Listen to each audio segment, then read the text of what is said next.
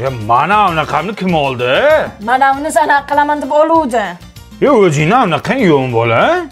Ana mana qildim-da. Mayli iftorlikka ular aytdingmi? Ananing vaqti yo'q ekan. Mana o'zining bugun anasi bor ekan. Ana bo'pti-da. Ozgina unaqa qilib tur qizim. Ha. Bo'pti, dasturxonga olib kelgan kalbasa-palbasalarni unaqa qilib tur, aniqlaring. Olib kelgan hamma narsangizni ochib, anangiz chiqib yotibdi. Dada, ana nima qilamiz shunda? Ya hali unaqa qilmadilaringmi? Siz uni bizga ana qilmadingiz-ku. Ya men unaqa qil deyishim shartmi?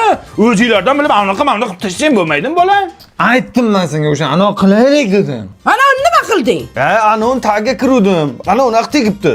Yangi kiyimni unaqasini chiqardi. Bo'ldi, onangga ayt, unaqasi bor, unaqasidan qilsa unaqalar ketadi. Nima edi uning ismi? Ana nima edi? Ha, ana mana Babi. Oq kiyimlarni unaqasini chiqaryapti. Allergiyasi borlarni unaqasini chaqirmayapti. 100% Germaniyaning xomashiyosida unaqa qilingan ekan-da bu. Vo, anaqa ekan-da. Ozgina unaqa qilib tara qizim. Qo'shni, bir oy oldin qarz oluvdingiz, bering endi kerak bo'lyapti-ya.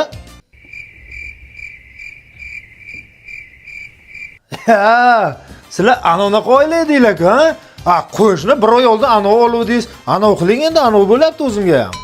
Ozgina aniq qilib tur endi. Biron joyga aniq qilib ketayotganimiz yo'q-ku. Ana qilmay qo'shni, anangizga siqsa ana qiling-da. Og'zingga qarab aniq qilgan, anonimdan ketmasan. Bitta urib anoningni chiqarib qo'yaman.